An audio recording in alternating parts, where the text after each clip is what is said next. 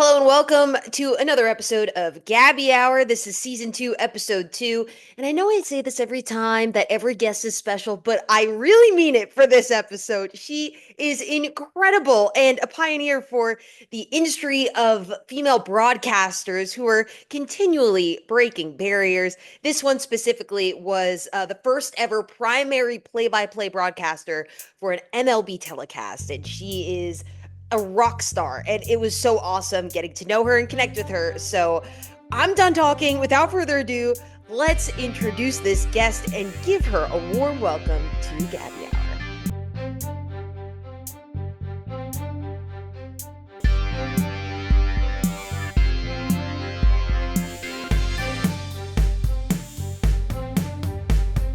They fought the law, and the law won.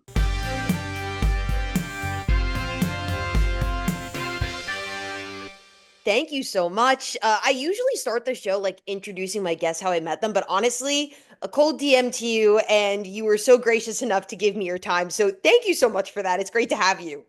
Oh yeah, it's so great to be here. It was really fun to get the message from you, and then obviously to see the great work you're doing and some of the fun interviews you've had. Yeah, it's been awesome, and honestly, just striving to be like yourself in the sports industry, but obviously you were an untouchable pioneer right now in Major League Baseball as the first female lead for play-by-play on the MLB broadcast, and you're with the Oakland A's right now. But where did it all start? Take me back. You grew up in Colorado, and if I'm not mistaken, your dad was a high school coach in the Hall of Fame over there too. Yeah, he's a high school baseball coach or was a high school baseball coach in Colorado when I was growing up. And so a lot of my early memories of the game are honestly through him and through his teams and being at the field. And we really grew up around a baseball field. So I always love the question of like, when did you fall in love with the game? I'm like, I don't know that I had a choice. It was always there.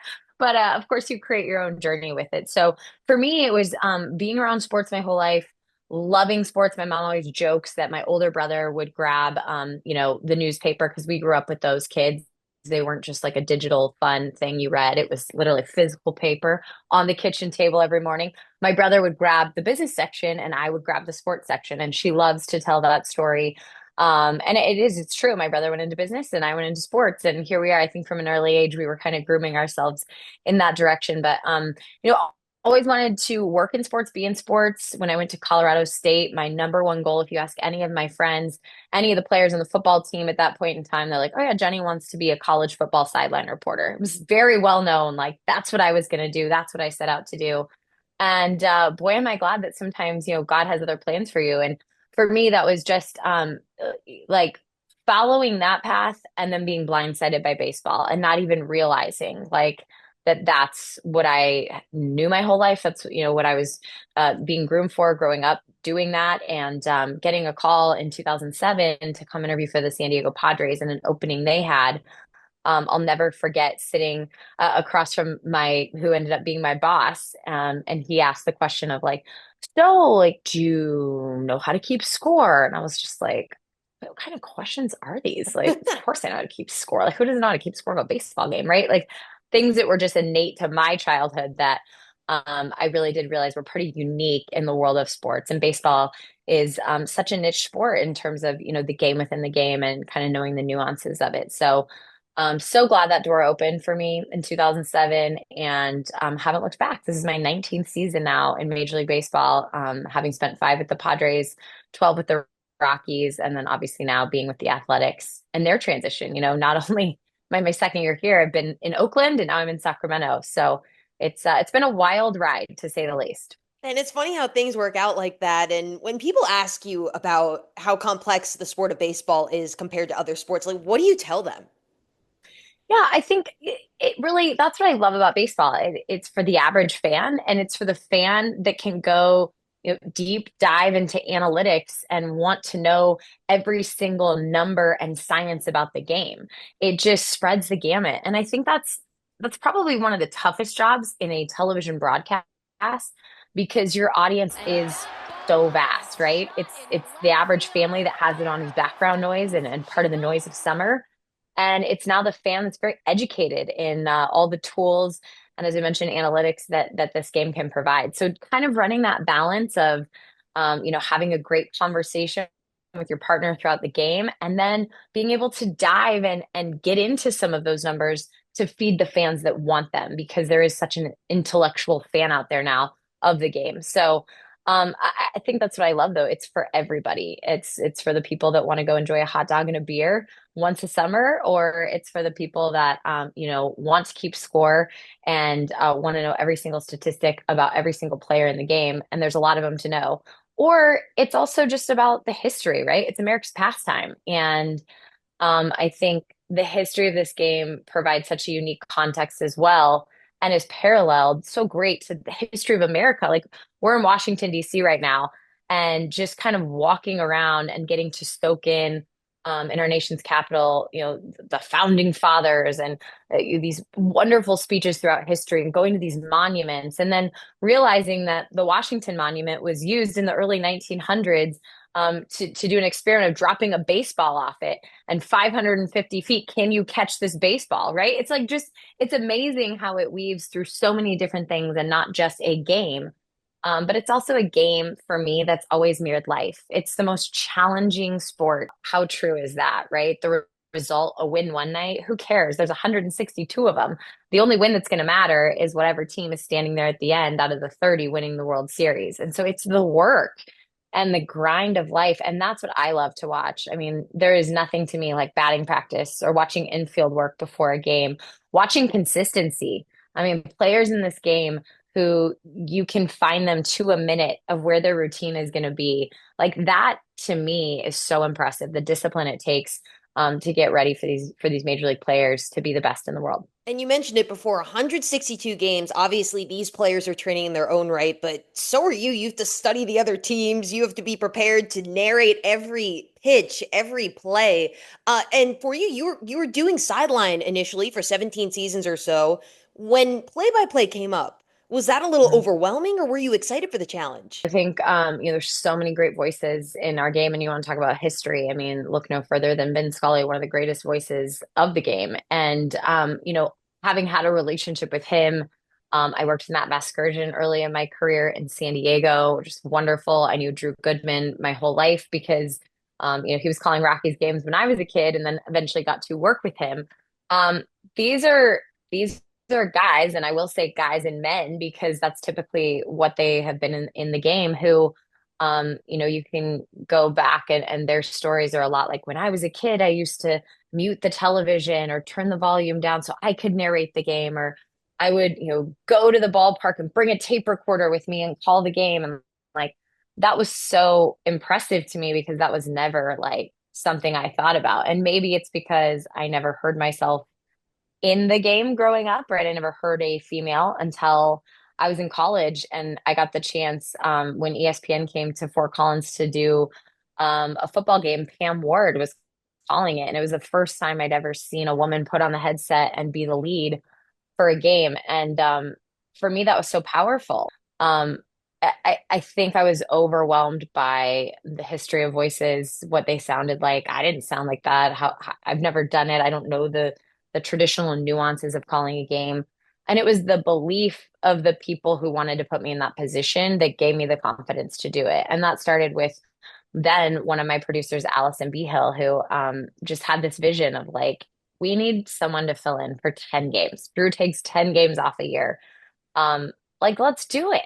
Let's do it. And that was it. It wasn't, we're going to have you do it. It's let's do it. And it was a group. And it was, we want to make this sound different. We want to put you in with our analysts who you have worked with on the desk doing pre and post game shows. You guys talk baseball all the time. Like, let's take that into the broadcast booth and see what it sounds like. And to me, that was the ultimate signal of like, okay, I'll do this for us. Like, I didn't want to do it for me. That was scary.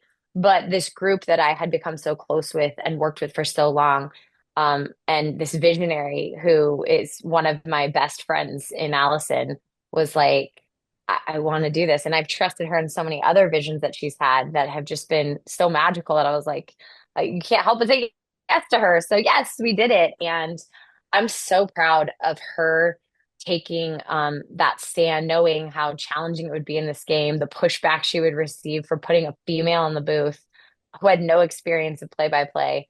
and running with it. And that door that she opened for all of us in 2018 has opened a lot of doors around the game. And even just last night, watching the Red Sox and their all-female broadcast with a dear friend of mine, Alana Rizzo, and Emma Tiedelman, who I've gotten to know over the years, who's calling games at the minor league level, who just had a baby last year. And I'm just so excited for her and her path and her journey. And I can't wait to hear her at the major league level consistently. But um, that door in 2018 like continues to be open for a lot of other women. And they're all female broadcasts for the Red Sox. It wasn't just about Emma and Alana in the booth.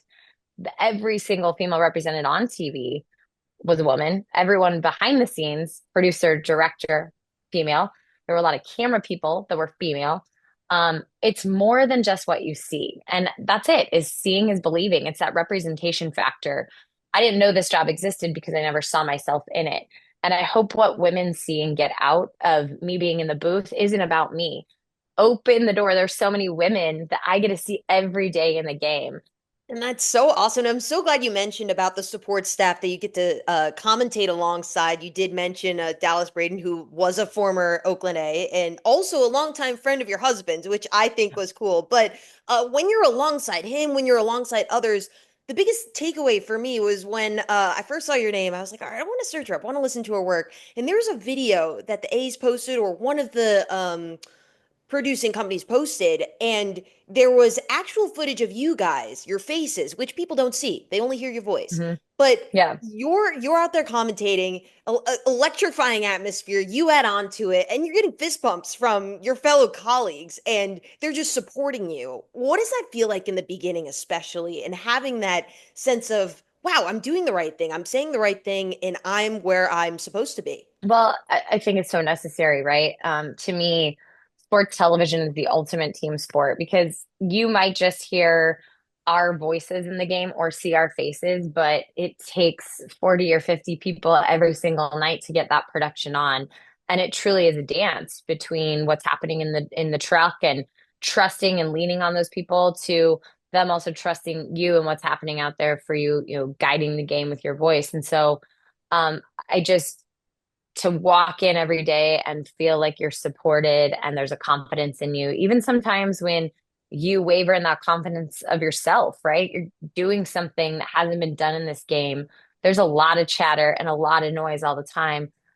Sometimes, a lot of time that's external, but sometimes that's internal in your own head that you have to just shut off and cool down. And so, to have the people around you that are, not only great coworkers, but dear friends, it makes all the difference in the world. It's like any job. When you go to work and you're working with wonderful people, it doesn't feel like a day of work at all. It just feels like you feel so blessed to be on this exciting journey. And truly, like that's the place I've gotten to. I think last year was really hard for me in so many ways. Like I've never felt so supported and I've never felt so alone in taking that leap of faith and into taking this job because I think sometimes you can kind of anticipate the attention or the criticisms that might come along with it.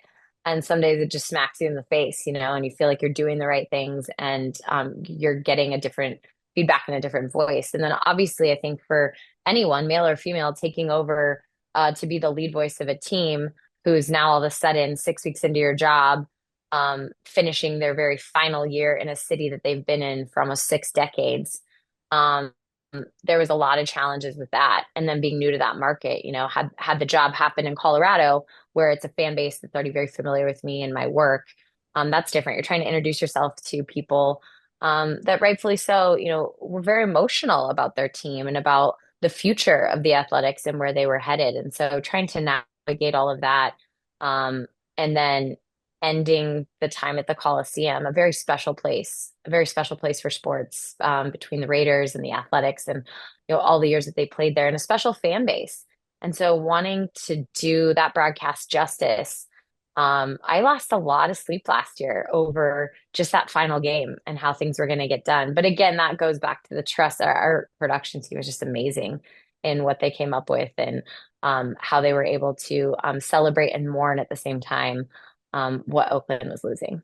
A lot of responsibility in your role, especially with that fan base. Now, of course, there's a ton of big moments when you're on calls, but If you had to remember one, or just a game in general that was really special to you, what do you look back on?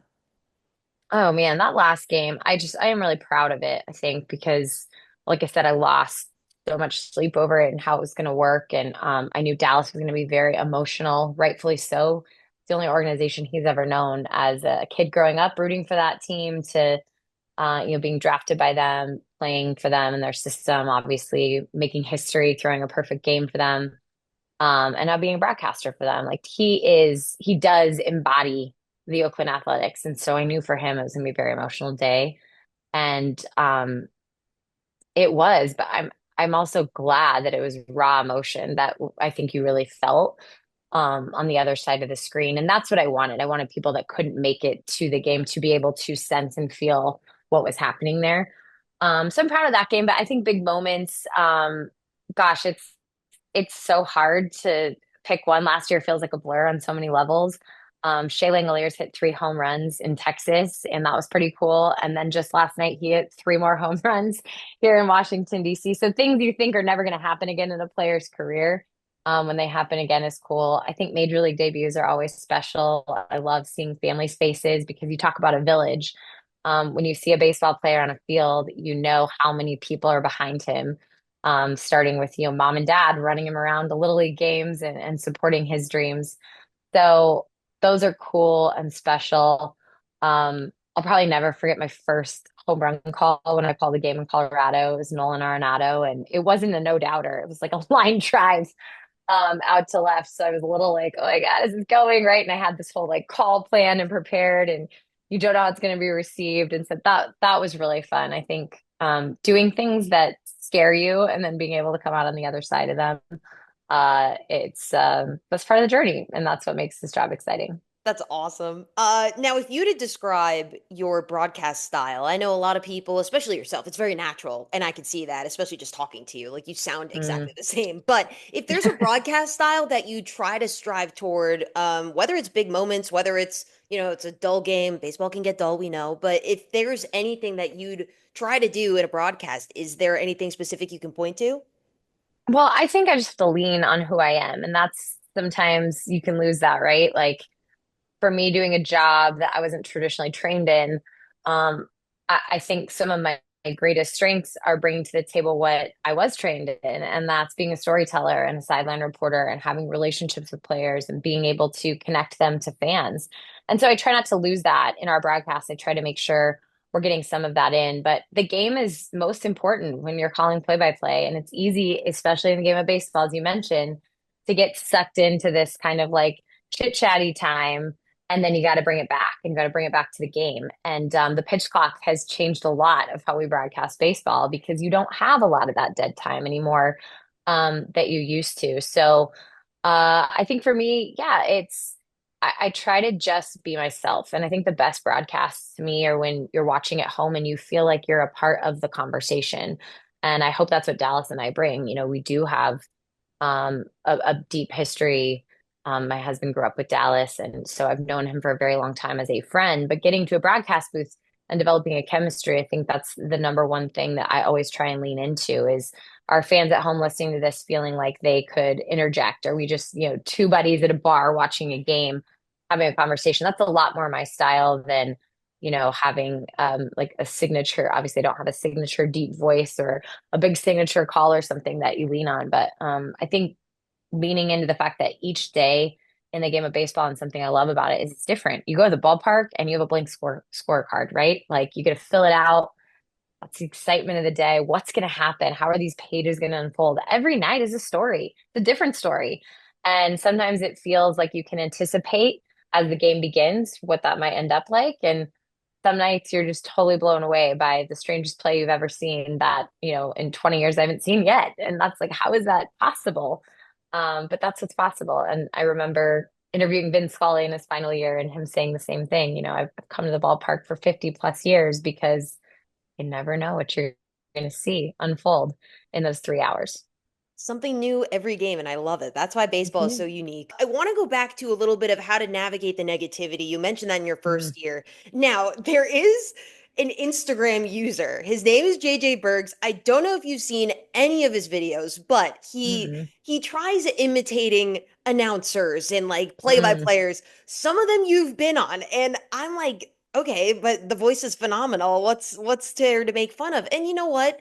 It's I think some people aren't used to embracing Mm-mm. a female voice in a specific sport, right?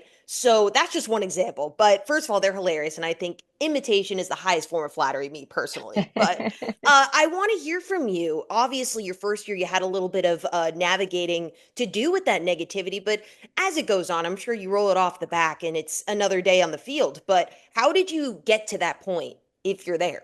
Oh man. Well, first of all, you delete Twitter or X or whatever it's called. That's what you do. So I'm off of that completely. I mean, I have it, but I just delete it from my phone because what's the point? I always tell college students, I understand they grew up in a very different world, and I'm so thankful I didn't grow up in that. I mean, when I started in this business, Twitter did not exist, right? Like I'll never forget signing up for it and telling one of my Padre television colleagues like, you got to get on this thing. This is where the new wave is going. Like, information's going to come on here. You have to provide information. He looked at me and he was like, that's just ridiculous. Well, I always remind him when I see him, like, was it ridiculous? Because I see you on it all the time and posting to it. So it's kind of funny how it's evolved, but it's also like, I mean, it's like anything, it like evolved and then it just became a gross place to live in. And so I try to tell college students, like if you're going to Twitter as an on-air personality or someone, who's forward facing in the public, what are you there to provide information? Are you there to get information? Are you there for feedback? And if you're there for feedback, you need to take every comment that tells you how awful and terrible you are at the same exact level that you need to take every comment that tells you how amazing you are. They're the same thing, right? They're the same thing. So I think you have to narrow your sense of who you're listening to. You have to have critics around you. That's how you get better. But they have to be people that you trust and that actually know this business and not just, some keyboard warrior that's ready to attack women or that's ready to attack something that's different than what they've ever heard or who's ready to find every single flaw that you've ever made. Those will happen. We're human beings, A, and B, we're in baseball. It happens every single day. And so that's not the goal. I'm not trying to mess up. I'm not trying to have awful moments, but they happen. They happen. So finding the circle that you really trust. And I narrowed that pretty hard last year. It's just a couple people that I wanted feedback from, that I asked for real feedback from. And you know, I think you just have to be really grounded. It's hard. You have to have some tough skin, right? I grew up with a lot of boys. I mean, my dad being a high school coach, I grew up around his teams a lot. I had to go to his camps in the summer, and like I had two choices. It was like you can sit here for the next 8 hours with your jump rope. There were no cell phones, and your coloring book and whatever you brought, or like here's a glove, and you can come out and run around and play. And like I always chose that. But every boy on that field is like, why are you here? You don't know how to play. You don't know. I've heard that from the time I was little. So still hearing that, you don't know what you're doing. Like that's okay, cool. Like bring it on. That's fuel for my fire. And so, um, I'm not going to say it doesn't get to you. It absolutely does. But you also can't, all you can do is show up every day. And it goes back to that idea of what baseball is. Am I putting the work in? Am I being consistent? Am I disciplined? And I know that's going to show up. Um, it's just like a player in that regard. And so if you constantly are taking these detours and listening to all these negative things, you're never going to get better in the way that you need to. And so for me, that was a really valuable lesson last year in learning that. And listen, I'm not naive. It's different. Like Susan Waldman, dear friend, love her, so grateful for her, the journey she's been on. She had it way harder than me. She was in the New York market getting a job for the New York Yankees, being on a game every single day as a radio voice. That came with a lot of negativity. And she stuck it out and they stuck it out. And she provided and opened a door, whether it was a crack. Her arm has to be tired because she held it open for a very, very long time. And I am grateful that I get to open it a little bit more and hopefully the Emma Tiedelmans of the world and the people behind me that are in the minor leagues that are getting more reps and getting more practice. we'll be able to just slam that thing wide open. I love how it fires you up, and thank you for being so vulnerable about that. Now, my last question, one thing just from speaking to you in this short time is hearing how supportive you are of other people. And obviously, you've heard a ton of support, of course, on your end, of course, but you're a pioneer for the MLB industry for female broadcasters. And when people tell you that and come to you for advice or just are reaching out, someone like me, like, how does that feel to be a beacon of light for female sportscasters trying to get into yet another male dominated field? I mean, first of all, it's really humbling, right? I think the path that I took, I started because I had a real passion for sports. And as I mentioned, it was in the realm of like wanting to be a college football sideline reporter because that's what I saw on TV when I was growing up, is where females were in the game. And so to know that like the intersection of my path, whether it's male or female decision makers that have put me on a trajectory to ultimately end up here, and be able to be in a place where I took over a role that I wasn't anticipating in my career, I owe them so much to get me here. And I owe them so much to continue on this path and trying to be the best I can be every day. And I also owe it to give back. I mean, I had so many wonderful mentors. I had so many wonderful people that I reached out to who answered that cold call or that cold email. And so I always feel that that's a priority for me as well. But it's really ultimately, Gabby, it's just humbling when you get to meet, young women or little girls who look up to you because you're a visual for what they could be in their career and in their life. And so it's really, really special. And I think for me, the other one is when dads come up to me and say, like, I got to watch a game with my daughter for the first time, and she was interested because she heard your voice. And that just reminds me so much of my childhood and growing up with my dad in the game. And so those are special. And then something that hit me last year, that really hadn't been on my radar up to this point was having an older generation of women that wanted to have a conversation with, like, you're doing something that I could have never even dreamed of, but now that I see it, I would have loved to do that when I was growing up. And so fulfilling maybe a dream that didn't even exist in their generation it's all very powerful, very special. But I know again that the future is so bright for females in sports, and it's just really, really special to be a part of the conversation. That is just so incredible. And it's great to continue to see the impact you're making, especially, I'm sure, for you as well. So, Jenny, thank you so much for being on the show. All of her information will be in the description. Go A's, and especially go Jenny. I can't thank you enough for being on this. And go Gabby. Thanks for having me.